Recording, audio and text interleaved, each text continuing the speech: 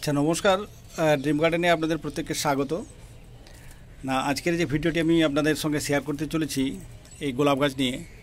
না, এই সময় এই যে হঠাৎ বৃষ্টি হচ্ছে বা হঠাৎ করে যে তীব্র গরম, না এইরকম একটা সিচুয়েশনে কিন্তু আমাদের যে গোলাপ গাছ, এই গোলাপ গাছের মধ্যে বিভিন্ন আমরা সমস্যার সম্মুখীন হচ্ছি। বিশেষ করে অনেকের গাছের মধ্যে যে সমস্যাটা দেখা যাচ্ছে সেটা হচ্ছে গোড়ার দিকে পাতা বা এইরকম গাছের পাতাগুলি হঠাৎ করে হলুদ হয়ে ঝরে পড়ছে।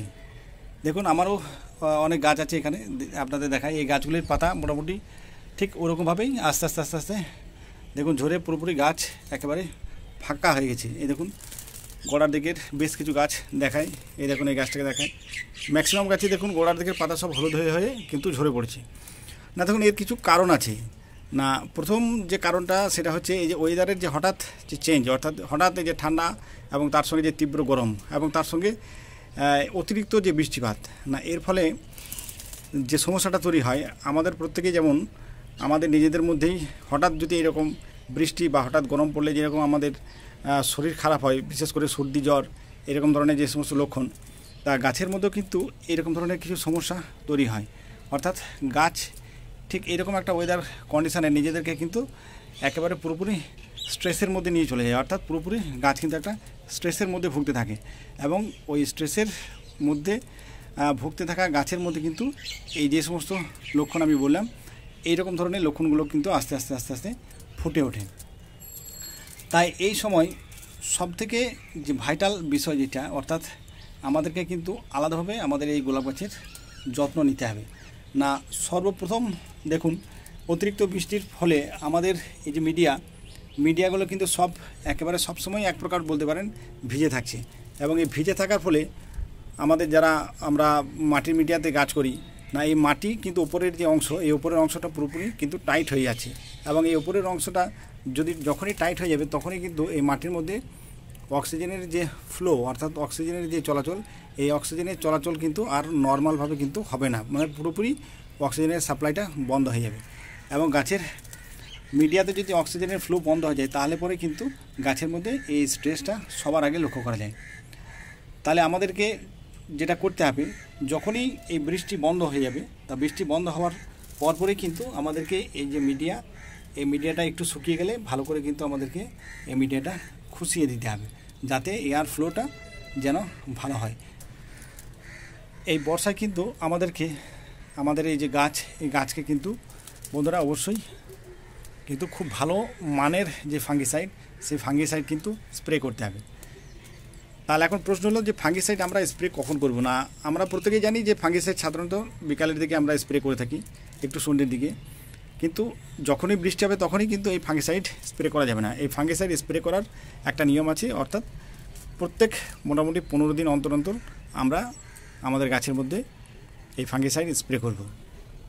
এবং যে ফাঙ্গিসাইডটা স্প্রে করব, এই ফাঙ্গিসাইড কিন্তু অতি অবশ্যই যেন কন্ট্যাক্ট ফাঙ্গিসাইড হয়।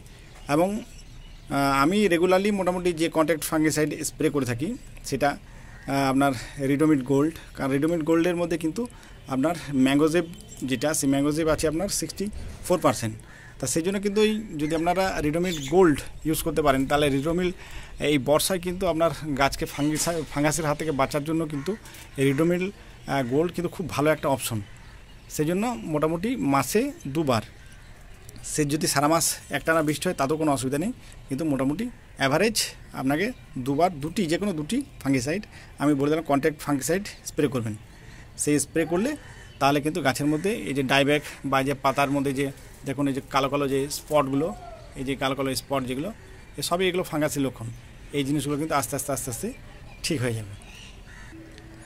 আর আরেকটা স্পেশাল ট্রিটমেন্টের কথা আমি বলবো এই সময়, বিশেষ করে বর্ষাকালে। না, এই বর্ষাকালে বা এই অতিরিক্ত বৃষ্টি হলে যখন আপনার বৃষ্টি থেমে যাবে, না যেহেতু প্রত্যেকটি গাছেরই একটা রুট রট হওয়ার সম্ভাবনা থেকে যায়, বিশেষ করে মাটির মিডিয়াতে।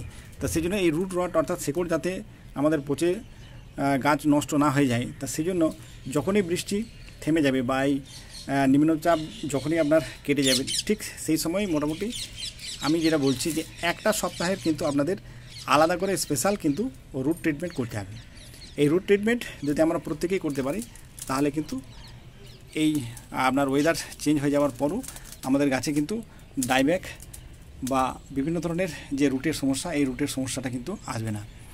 7 দিনের যদি আমাদেরকে একটা রুট ট্রিটমেন্ট করতে হয়, তাহলে সবার প্রথম দিন অর্থাৎ স্টার্টিং দিনে প্রথম দিন আপনি শুরু করুন একেবারে হিউমিক অ্যাসিড দিয়ে শুরু করুন। অর্থাৎ যদি আমি রবিবার থেকে শুরু করি, তাহলে কিন্তু রবিবার আমাকে হিউমিক অ্যাসিড দিয়ে শুরু করতে হবে, যেটা আমরা মোটামুটি 2 ml 1 লিটার জল যে ডোজ আছে সেই ডোজ নিয়ে, তাহলে যদি আমি রবিবার দিন আপনার হিউমিক অ্যাসিড শুরু করি, তাহলে বাদ বাকি যে দিনগুলো আছে প্রত্যেক দিন 1 গ্রাম প্রতি গাছ হিসাবে আপনাকে নিয়ে কিন্তু অতি অবশ্যই 12-61-0 যে খাবারটি আছে এই খাবারটি কিন্তু এই সময় বিশেষ করে একটা সপ্তাহ কিন্তু টানা চালিয়ে যেতে হবে। তাহলে রবিবার আমি দিলাম হিউমিক অ্যাসিড, আবার কিন্তু হিউমিক অ্যাসিড আমি দেবো একেবারে সপ্তাহের শেষ দিন অর্থাৎ শনিবার দিন গিয়ে আবার আরেকটা 2টো ডোজ আমার হিউমিক অ্যাসিডের 2টো ডোজ দেবো, এবং বাদবাকি যে 5 দিন আছে সেই 5 দিনে 5টি ডোজ আপনাকে কিন্তু এই 12-61-0 যে খাবারটি বললাম এই খাবারটি কিন্তু অতি অবশ্যই দিতে হবে। এবং এই খাবার দিয়ে যদি আমরা প্রত্যেকেই আমাদের গাছের এই রুট ট্রিটমেন্টটা করতে পারি, তাহলে আমি অন্তত প্রত্যেকে একটা আশ্বস্ত করতে পারি, তাহলে আমাদের গাছের যে রুট রটের যে সমস্যা বা শেকড় পচে যাওয়ার যে সমস্যা, এই শেকড় পচে যাওয়ার সমস্যার হাত থেকে কিন্তু আমরা আমাদের গাছকে অতি অবশ্যই বাঁচাতে পারবো। গাছের মধ্যে কিন্তু এখন প্রচুর কাজ এখন কিন্তু আমাদের বাকি আছে। প্রথম কাজ হচ্ছে মালচিং করা, এরপর হচ্ছে ডরমেন্সি ব্রেক, ডরমেন্সি ব্রেকের পরে আবার আমরা যে প্রুনিং করব, সেই প্রুনিং করার আগের যে খাবার দাবার বা যে ট্রিটমেন্ট, ধাপে ধাপে ধাপে ধাপে কিন্তু সব ভিডিও আমি চ্যানেলের মধ্যে আপলোড করব। সেই জন্য এখনও পর্যন্ত যারা আমার এই চ্যানেলটিকে সাবস্ক্রাইব করেননি, প্রত্যেকটি বাগানি বন্ধুকে আমি বলবো যে চ্যানেলটিকে সাবস্ক্রাইব করে নিন, কারণ আগামীতে আরও ভালো ভালো আরও সুন্দর কিন্তু ভিডিও এই চ্যানেলের মধ্যে আপনারা পাবেন।